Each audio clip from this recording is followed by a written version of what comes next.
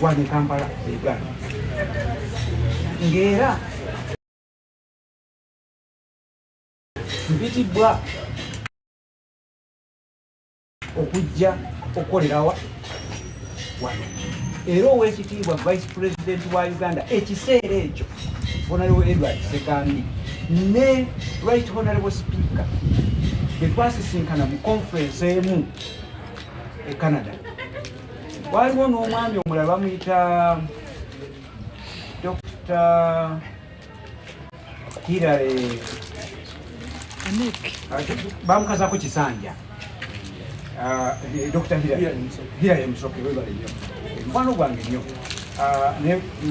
twamukazako Kisanja bonna ne bansaba nti lwaki tokomawo n'oyamba education sector yawa ya Uganda nange nimbagamba bwe munampita nja kukola ki ne bampereza ebbaluwa ne tiketi nange nenkola ki nenkomawo kati bwe nkomawo nentandika okukola ki kakalabye n'emirimu egy'enjawulo kati nenga jjukira nti ate etteeka lya Uganda lero ligamba kasita ofuna obutuuze obulala oyina ate okutegeeza immigration board eya Uganda nti obutuuze bwange obwa Uganda nkyakola ki nkyabwetaaga okusobola okufuna kye bayita dual citizenship era nenteekamu okusaba kwange mu 2024 nenteekamu ki okusaba kwange ne bakebera ne bagamba nti omanyi nti tulabye mu system oyinamu passport ya Rwanda oyina obutuuze bwaki bwa Rwanda ne mbategeera ne mbagamba bannange nga bye mbanyonyodde byonna ne mbagamba nti omanyi nti bwe nti bwe nabufuna bwe nagezaako okugenda okunoonya engeri gyenkola ki gyembeerawo ewa ekigali naye bwe nagenda Canada obutuuze ne bukola ki ne bufa ne bagamba nti ate tusobola kugendera ku ebyo tuwe obukakafu nendyoka ngenda ku embase yawa ya Rwanda nempandiika mu butongole nembagamba bannange njagala mbategeeze mu butongole obutuuze buno yadde bwali bwafa ne gavumenti ya Uganda okusobola okumpa obutuuze okunziriza obutuuze bwange yeetaaga olupapula lulaga nti ki nti naawe nsinza obutuuze bwa Rwanda nembawandiikira ne bandaga nti n'okusaba kwange bakufunye nenvaayo nenzira ku ki ku internal affairs nensaba banzirize obutuuze bwange era nabo kwekumpa dual citizenship ndowooza kitegeerekese nti saagifuna mu bumenyi bwaki amateeka nti nabo okumpa dual citizenship eyo oba baali si bamativu basinziira ku ki kati awo wetukoze ki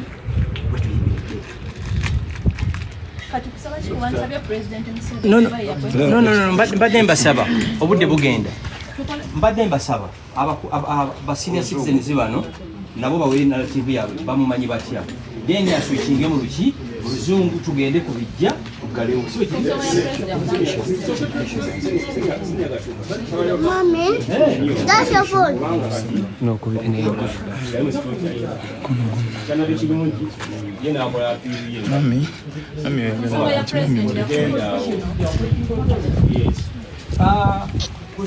president yasalawo nannonda oba oliawo alabe nti nsobola omuyambako okussa mu nkola ebigendererwa bye mandeeti ye bannayuganda gye bamuwa ye n'asalawo nti mbeera omu ku abo abasobola omuyambako okubituukiriza nkimanyi bulungi nti musajja mwenkanya nti ate ye tatunuulira mawanga atunuulira buki busobozi era bw'otunuulira mu Uganda wano neweekebejja abantu abalimu mu butuufu tosobola kunzijjamu abo abalina ki obusobozi mu Uganda obusobozi nkola ki mbuyina nti naye yakiraba nti mu butuufu waliwo ettaffaali lyensobola okugatta ku ki ku nsi yaffe Uganda naye n'akola ki nannonda n'olwekyo ye nga ye bwe tumanyi nga pan-Africanist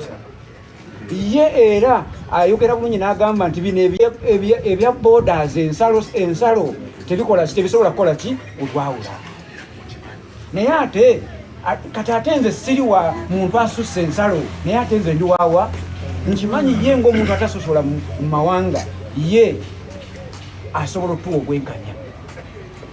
Kati nze kyemusaba nti yakozesa obwenkanya, naye ate era nze ndi mwetegefu okuweereza eggwanga lyange wonna wendi, oba ndi minisita oba siri minisita, era n'okunnonda teyasanga nga ndi ki nga siina mulimo, teyasanga nga ndi minisita oba nga ndi deputy oba nga ndi RDC oba ndi meya. Yasanga nkola ki? Ndi musajja ali mu byenjigiriza agezaako okusomesa bannayuganda n'abaana baabwe. Ate ekyokusaalirwa nti ne bwe tuba tusomesa abayizi teri agamba nti oyo amusomeseza by'Abanyarwanda, nti ne bagenda okukola tebagamba nti oyo yayiga by'Abanyarwanda. Tutegeregana. So kati ye musaba nga Fountain of Honor, ng'omuntu ye akozesa okutegeera okutasosola mu mawanga, atunuulira abantu n'alaba obusobozi bwabwe era n'atambulira ku busobozi bwabwe, era wajja okusinzira akole ki? Akole obwenkanya.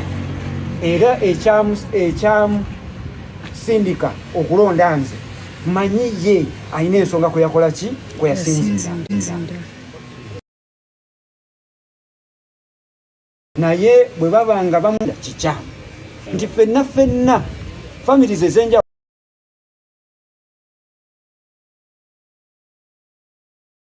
ziyina abantu tetulina baboola nti baki bannayuganda. Badde nsaba lindako mulindeko, badde mbasaba dokita alina kyasanaba kujjayo laga bannamawulire what transpired mu appointments committee, kubanga bo bagamba zino empapula zolina nsuation zonna tewazikola ki? Tewazibawa. Nakana akantu akaripoti kebaleeta waayo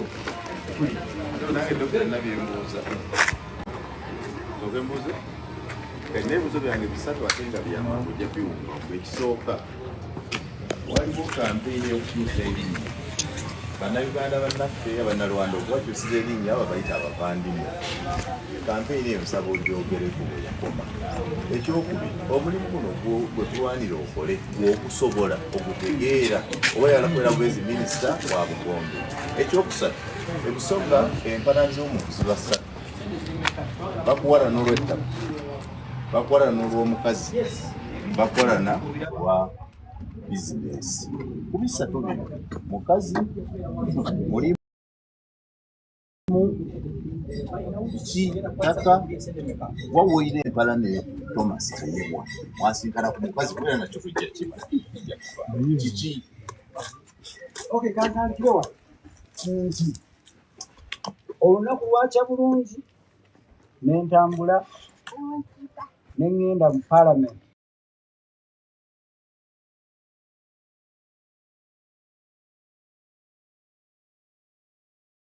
nga bannamawulire mukoze okunoonyereza okutuufu ne mutuukirira ba members ba appointments committee abaali batuddemu. Teri muntu ku ba candidates bonna abaatuula mu maaso gaabwe yaleeta mpapula ziri organized mu bungi zijjudde kusinga nze. Ekyo njagala mukibuuze ne the leader of opposition kubanga yanneebaza okubanga naleeta ebintu ebiri ki organized n'abalala besimenye manyi. Ekigambibwa nti bannange abali mu kategore ng'eyange abalina obutuuze obusoba mu butuuze obumu kubanga twali bameka? Bana. Bonna baweereza emails ku embassy zaki era kyekintu nange kyenakola ki nange nendeeta obujulizi obulaga nti nkoze eki era nga ntudde awo mu maaso g'abakiise. Abakiise bonna ba members ba appointments committee basanyukira presentation yange bonna. Singa mu butuufu appointments committee proceedings ezo zaali recorded, mwandirabye nti abaki mwandisabye olutambi olwo ne mukola ki ne mululaba bonna baakubanga ku mmeeza era memba omu n'ateeka omukono waggulu n'amuvinga motion n'agamba nti Dr. Muganga byatubuulidde presentation ye ebadde nnungi nnyo nze mbadde nsaba tukole kitulonde era n'awagirwa ne bammembers abalala bameka basoba mu 5 ekyo bakiyita secondary. Kaakati awo omukulu omu deputy speaker wakkirira wansi w'emmeeza we yali atudde n'ajjayo document n'agamba speaker nti mbadde nkyalinawo ebibuuzo byange era teyalwawo n'atandika ebibuuzo bye nga byonna ng'akola ekisoboka kyonna okulaba nti ndabika nti ndi Munyarwanda era avaawa e Rwanda era alina obutuuze bwawa bw'e Rwanda. N'ajjayo report n'agamba nti yagijjeewa immigration naye nga ne bammembers bonna abatudde awo teri memba n'omu yalina report eyo. Nange teyampaako yadde kopi. N'ambuuza ebibuuzo n'ayogera ebintu bingi ne musaba deputy speaker nsobola okunnyonnyola n'angamba lindako nja kuwaki nja kuwa obudde nnyonnyole. Tugenda okumaliriza ne bansaba nkole ki nfulume era empapula ezo zembagamba zebagamba zebataafuna ziizino wano ate nga nze nayina ne Ministry of Internal Affairs naye nagitegezaako ziizino ziri meka eyagenda e Canada ne gye twategeeza immigration ne email ng'abalala ze basindika nazo ziriwa ziizino wano. So ne gundi eraga nti twali renunciation ey'obutuuze bwa Rwanda naye yali ekoleddwa nayo yino eriwa yino byonna nakola ki kakati awo nze nange sisobola sinange kije nsobola kukola ki binnyonnyola era bwe mumulanga ng'ambe by'eggwanga era namaliriza ng'ekyeggwanga kyekikoze eki nga nekyakusaalirwa nnyo kya bulumi ndi Munnayuganda ng'abalala nzaalibwa wano nsomedde mu masomero ag'enjawulo ngenze mu Kiti primary school ekitiibwa Ssekindi yakyo nvuddeyo ngenze era kusala Good Hope era yakiikirirayo era nenvaayo nenjolekera Masaka Baptist School ekijja bwemi simanyi mukiise wa Masaka municipality naye awo wenkoze eki wensomedde nvuddeyo ngenze Kajuna primary school era eyo Kalungu no si Kalungu eyo Bukoto East constituency ow'ekitiibwa ndowooza bamuyita babiri mukyala bamuyita babiri yakiikirira awantu awo.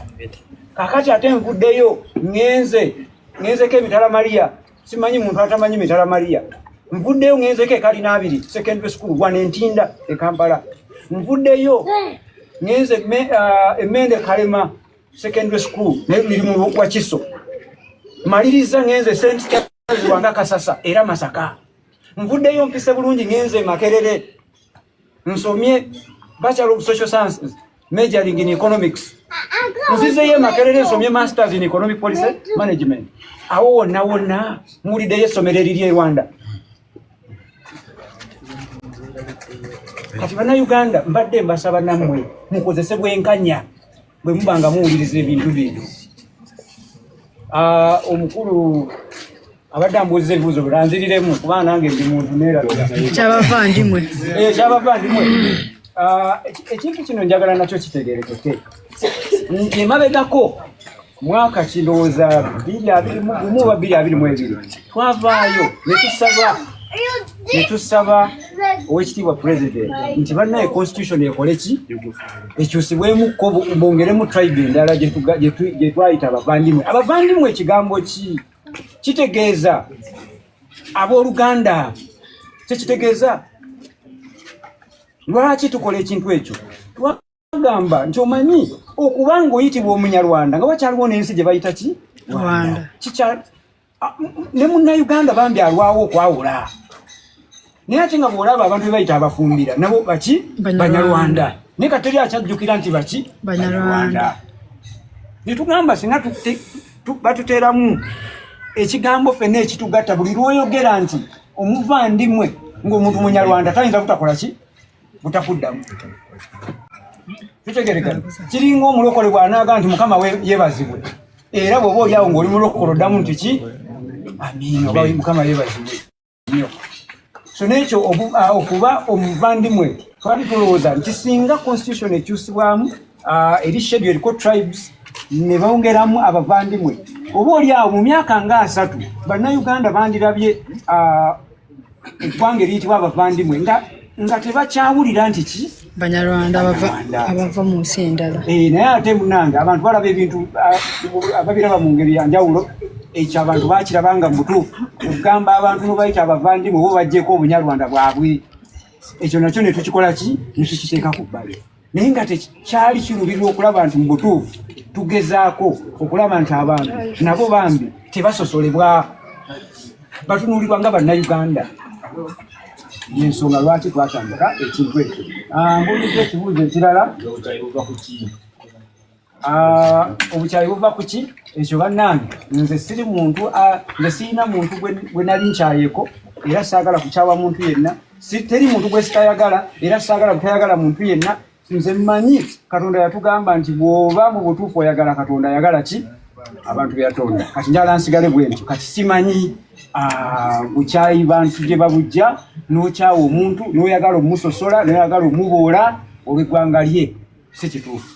Naye njagala ffenna tukolenga ekisoboka kyonna twagale buli muntu kubanga ffenna ekitugatta kiri ekintu kimu. Singa osala wano ekinvaamu wano guba musaayi si gwa kiragala si gwa bbulu naye mumyufu. Naawe singa bakusalako we bati naye balaba muki mumyufu. Ffenna ensi etunyigiriza kyekimu. Siraba lwaki omuntu yandiwalanye munne oba yandiremeddwa okwagaliza abantu abalala. N'ekirala kye mbadde nyala nsembyeyo eno ye certificate ya dual citizenship gyakola ki eyampeebwa.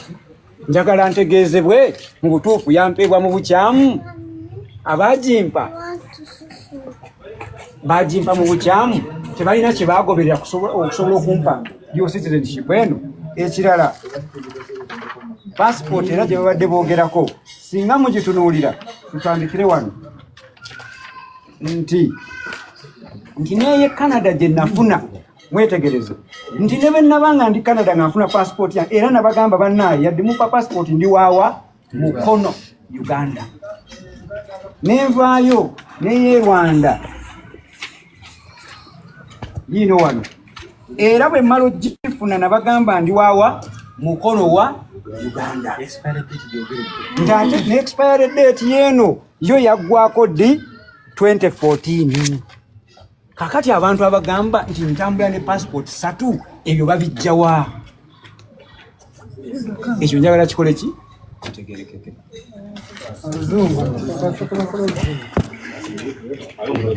Nebera.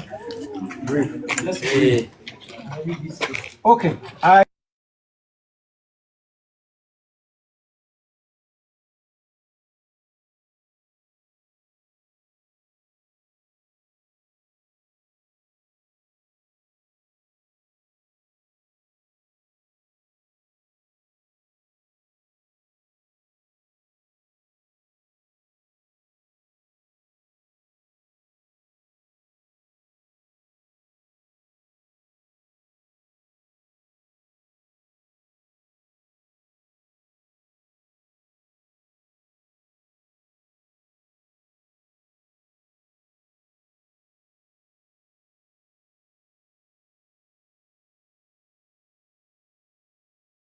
This home where you have come has been my home for the last 50 years. 50 years. Not 10, not 20. That tells you that because I am 50 years, that tells you that this is my home, this is where I was born. So I will get an opportunity to take you around. This is where my parents, one day, I pray that it gives me long life, but I know I can't live forever. But when I am no longer alive, I will also rest where? Here. So to everyone who thinks and has been convinced that I'm a foreigner, this is a place that I call home. I left this home to go to school every day. And when I was in a boarding school, I came back to the same home. I have had elders that raised me. The people you see here are my elders. Chairman Mutebi, Mr. Mutebi, this gentleman here, he has led this community for as many years as you can imagine. Mr. Abbas, the current chairperson, LC1. Now, Winnie, we have grown up together. That's how I refer. We have grown together in this community. Mama Dina here, she fed us, she raised us. I don't know. Her children, I have grown up with her children. Mr. Mutebi's children, we have grown up together. This young brother of mine, they used to play in a soccer field I had created there. As the chairman, by the way, this is also I want to tell you, I was the youth chairman of this entire zone. I created a soccer pitch there for my fellow youth to play from that very place. I was one of them. So, those who are saying that I'm not Ugandan, that I'm a foreigner, have mercy on people who look like me. We are Ugandans. We did not wake up to choose the kind of people we are. Being a Munyarwanda is not a crime.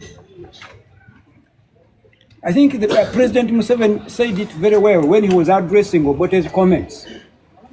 He said that if you called him a Munyarwanda, and President Museveni said, so what? When did being a Munyarwanda become a bad thing? So I think he's a very, very understanding president that we have. He understands that racism and segregation and discrimination are evil. Now, let me also clarify something very, very important. That I have 3 citizenships and 3 passports. To begin with, it is wrong. There is no time in my life when I have ever had 3 passports. I have never had 3 passports. Number 2, that I am Rwandese, that I hold Rwandan citizenship. Let me be very, very clear. In 2021, July, I completed my university education from Makerere. I expected to get a job, like every young person in this country. Unfortunately, I did not get one. So I tried to go abroad several times. I remember Mr. Mutebi that time was chairman, LC1, no LC2, I think, 1 and 2. He used to write for us letters, asking for passports, even trying to get visas of different countries, you know. I chose to also travel to Rwanda and look for a job. Like every young person right now as I speak, there are so many Ugandans at the airport trying to go in the UAE, different Arab countries, all different countries, trying to go and earn a living somewhere to come back and support their people and develop themselves. Me too, like every other young person, I went to Rwanda. I was fortunate, I got a job. Eventually, I actually worked in 3 or 4 different organizations.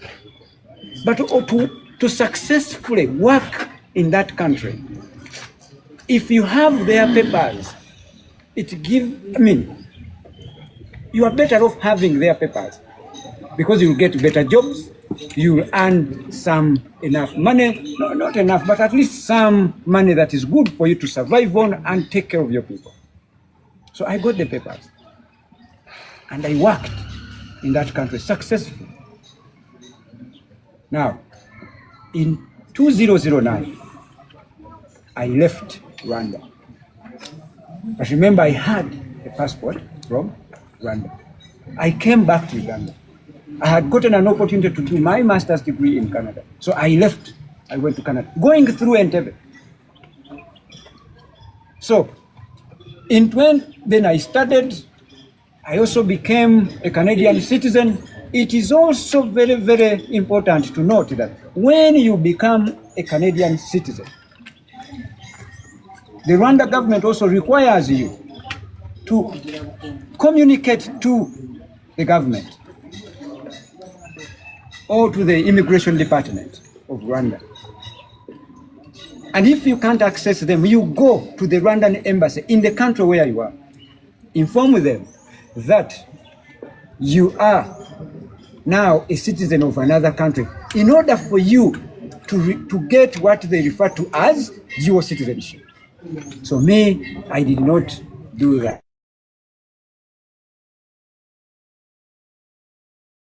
Then you can't become their dual citizen. So what I did, I gathered the passport I had and the ID. I handed them over to the Embassy of Rwanda in Ottawa then.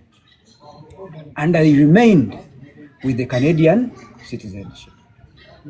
I returned to Uganda in 2009 when His Excellency, the Vice President of then, Honorable Edward II, and the Right Honorable Speaker that time, Honorable Rebecca Kadaga, and a friend of mine called Dr. Hilary Musoke, they all asked me to come back, bring the expertise I had or I have to serve my country, Uganda. I told them I will do that with honor. And when you send me an invitation, I'll do what? I'll come. I returned. My first meeting, by the way,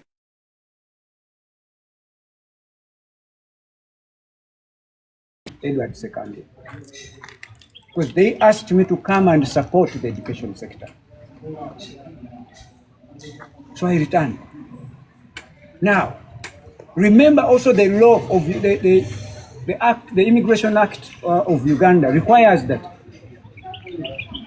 any Ugandan who has gotten another citizenship, if you don't want to lose it, or if you have lost it already, if you want to recover that, you have to notify the Immigration Board. So I applied to the Immigration Board to be given dual citizenship because I had the Canadian citizenship. They looked into their system. They saw the same passport I traveled on in 2009, going to where? Going to Canada.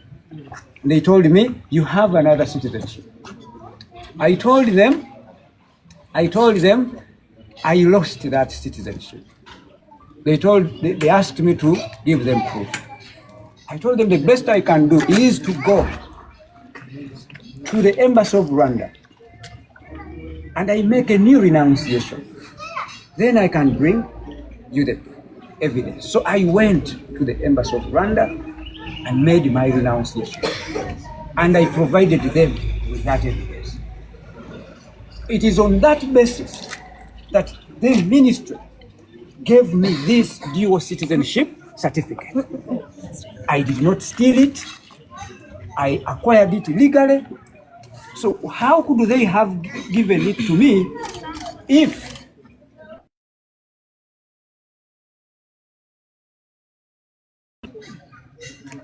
so this should be really clarified in the ears and eyes of all Ugandans.